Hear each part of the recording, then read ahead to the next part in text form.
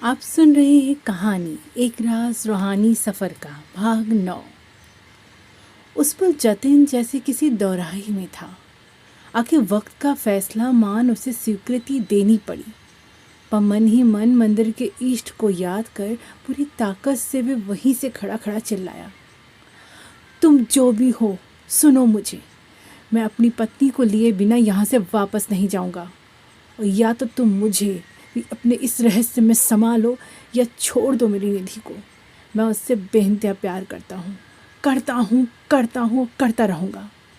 जतिन पागलों की तरह रेत के टीले से मानो चीख चीख कर अपने मन की बात कह रहा था, और उसकी आवाज़ सन्नाटों की दीवारों से टकरा टकरा कर वहाँ गूंज रही थी। अगर आज प्यार यहाँ हार गया तो सोच लो, ये कलंक तुम्हें भी चैन से जीने नहीं देगा। निधि, निधि, मैं इंतज़ार कर रहा हूँ तुम्हारा। तुम सुन रही हो ना मुझे? उसकी आवाज़ वहाँ चारों ओर गूंज उठी। वह वृद्ध जो सूर्यास्त के बाद कभी उस मंदिर से बाहर नहीं आता था, आज प्रेम की पुकार उनके कदम भी रोके न रख सकी। वे चारों ओर अपने अंधेरे से उस नीरवता को देख रहे थे। सहसा रेत का गुबार उड़ने लगा, ऐसा तूफान जिसे इससे पहले कभी किसी ने यहाँ उठते नहीं देखा। हवाओं का भीषण शोर चारों ओर फैलने लगा। रेतीला तूफान धीरे धीरे अपनी गति पकड़ रहा था, जिससे घबरा कर वे चारों घुटनों के बल बैठ गए। वे वृद्ध उनको इशारा करता है नज़दीक आने का। धीरे धीरे वे रेत पर सरकते हुए उस बवंडर से बचने के लिए एक दूसरे का हाथ कस कर थाम लेते हैं। रेतीले कण उनके शरीर में परत बनाने लगे थे, मानो रेत के बारीक कण जिस्म से चिपक गए हों। पर फिर भी एक दूसरे का हाथ थामे वे ज़मीन में डटे रहे। तूफान उनके सिर के ऊपर मंडराता रहा और वे हौसले से वहीं टिके रहे। कुछ पल लगा जैसे रेत उनके जिस्म में असंख्य छेद कर देगी। इससे उनके प्रहार से बचने वे खुद को अपने में समेटे रहते हैं। वे काफ़ी देर बाद तूफान के शांत पड़ते वे सिर उठाकर अपने चारों ओर देखते हैं। उनके आसपास जाने कितने रेतीले टीले बन चुके थे। अब उस पर अजीब सी रोशनी उनके चारों ओर थी, जिसकी आभा ज़मीन से यूँ मिली थी कि क्षितिज कहाँ है कुछ पता ही नहीं चल रहा था। न समय का पता चल रहा था कि दिन है कि रात। वे सब खड़े होकर अपने ऊपर की रेत झाड़ते हुए हौसले की मुस्कान से एक दूसरे की ओर देखते हैं। बस उनके मन में सबके सुरक्षित हो जाने का सुकून था। चारों ओर एक मातमी सन्नाटा छाया था। ऐसे में वह कोई भी आकृति बनकर बार बार उनका ध्यान इधर उधर भटका देता कि तभी वे कोई आवाज़ सुनते हैं। सबकी गर्दन उस दिशा की ओर मुड़ जाती है। किसी के रुदन की आवाज़ उनका ध्यान खींचकर फिर उस भग्नावेश की ओर उन्हें ले जाती है। जतिन बिन सोचे उस ओर अकेले बढ़ने लगता है तो वृद्ध उसे रोक लेते हैं और इशारे से सबको साथ चलने का संकेत करते हैं। जतिन देखता है कि बाबा के हाथ में मंदिर का रक्षा सूत्र था। क्या इसी कारण से सब सुरक्षित थे? तभी बाबा नहीं चाहते थे कि वे सभी एक दूसरे का हाथ छोड़ें, नहीं तो शायद वे इस अजीब तिलिस्म समय में खो सकते थे। ये रक्षा सूत्र है, कुछ भी हो जाए बस इसे अपने से अलग नहीं करना तुम सब। बाबा की बात पर सभी अपना अपना रक्षा सूत्र कसकर थाम लेते हैं। जतिन अब उस आवाज़ की ओर बढ़ने को व्यग्र था। वे बाबा से पूछता है, ये कैसी आवाज़ है? बाबा आसमान की ओर नज़र उठाता हुआ कहता है, समय काल के परे हैं हम। अब आगे क्या होगा करनी माता जाने। बस अपना विश्वास बनाए रखना। कोई भी आत्मा परमात्मा से बड़ी नहीं होती। संभव है अतीत फिर से खुद को दोहराए। तब इतना ध्यान रखना कि तुम अतीत बदल नहीं सकते, लेकिन भविष्य ज़रूर बना सकते हो। क्या मतलब? जतिन औचक पूछता है। ये समय काल बदलने का संकेत है। ध्यान दो, बीता हुआ समय और वर्तमान के बीच का समय है ये। बस इस समय चक्र में खुद को खोने मत देना, वरना तुम खुद भी कभी लौट के वापस नहीं आ पाओगे और ना ही अपनी पत्नी को बचा सकोगे। चलो मेरे साथ। वे सभी एक साथ उस आवाज़ की दिशा की ओर चल देते हैं। एक बड़े टूटे आंगन के अंदर वे एक साथ प्रवेश करते हैं। आवाज़ अब स्पष्ट सुनाई देने लगी थी।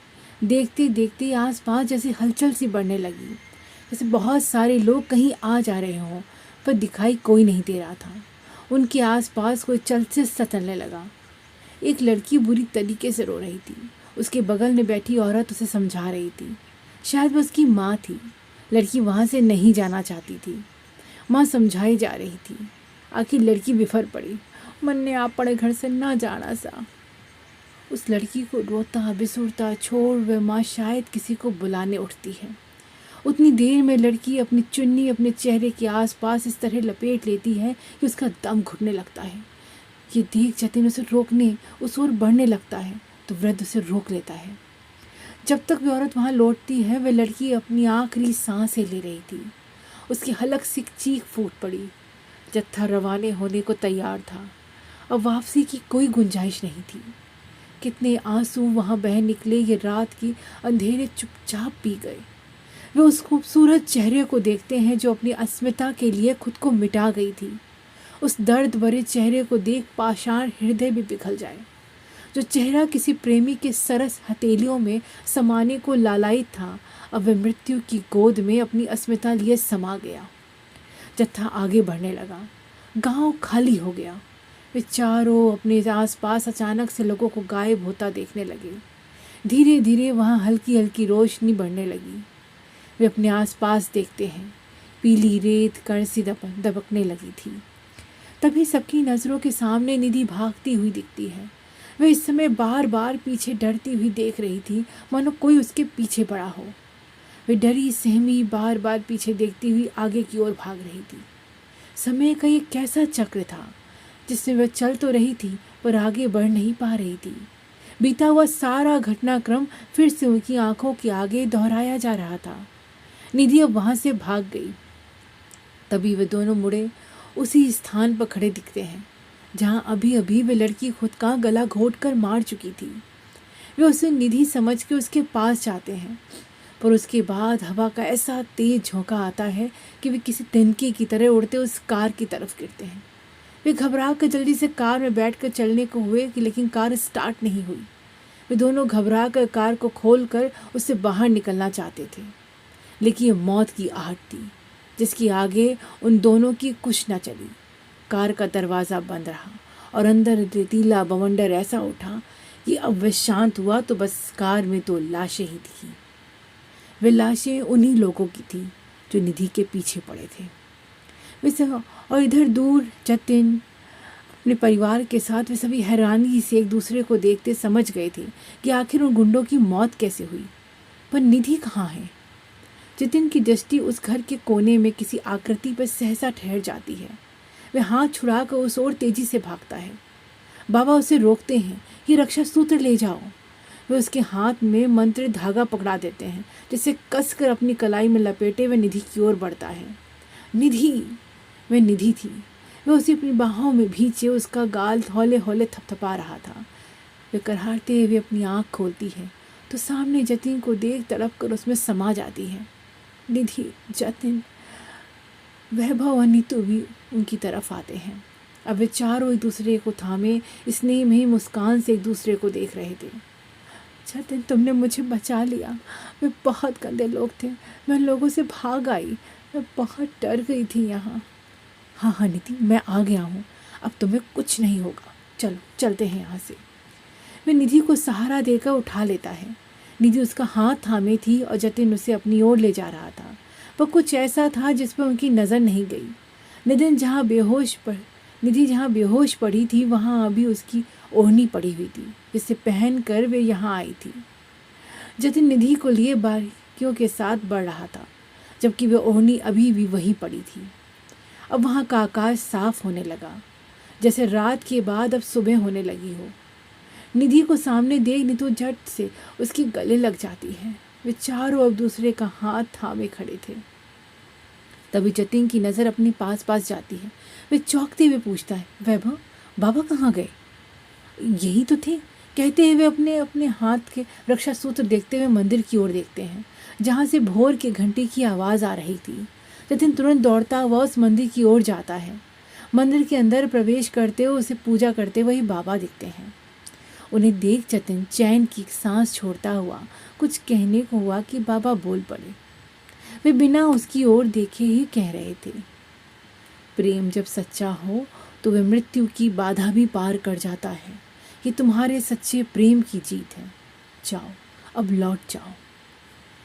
लेकिन अगर आप मार्ग नहीं दिखाते तो ये कभी संभव नहीं हो पाता बाबा। जतिन की बात बीच में काटते हुए फिर बीच बोल पड़े। मेरी एक बात याद रखना, तुमने बाधा तो पार कर ली, पर इस श्राप से कभी पार नहीं पा पाओगे जो तुम्हारी पत्नी को यहाँ रात बिताने से हुआ है। ये आप क्या कह रहे हैं बाबा? तो अब क्या होगा निधि के साथ? सब ईश्वरीय उत्कंठा से संभव होता है।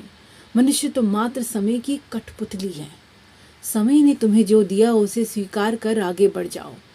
और हाँ, याद रखना, फिर कभी इस जमीन पर वापस मत लौटना। जाओ, करनी माता थारी रक्षा करेगी। जतिन मौन ही उन्हें प्रणाम करके वापस हो गया। वे सभी एक दूसरे का हाथ थामे कुलधरा से बाहर निकल गए। बाबा मंदिर से ही उन्हें देख रहे थे, जैसे मन ही मन तय कर रहे हों कि टूरिस्टों को सुनाने के लिए एक नई दास्तान उन्हें मिल गई हो। वे कुलधरा की सीमा पार कर चुके थे और सीमा के अंदर लहर या दुपट्टा ओढ़े वे अभी भी रेत पर अपना निशान छोड़ती गाती हुई चली जा रही थी।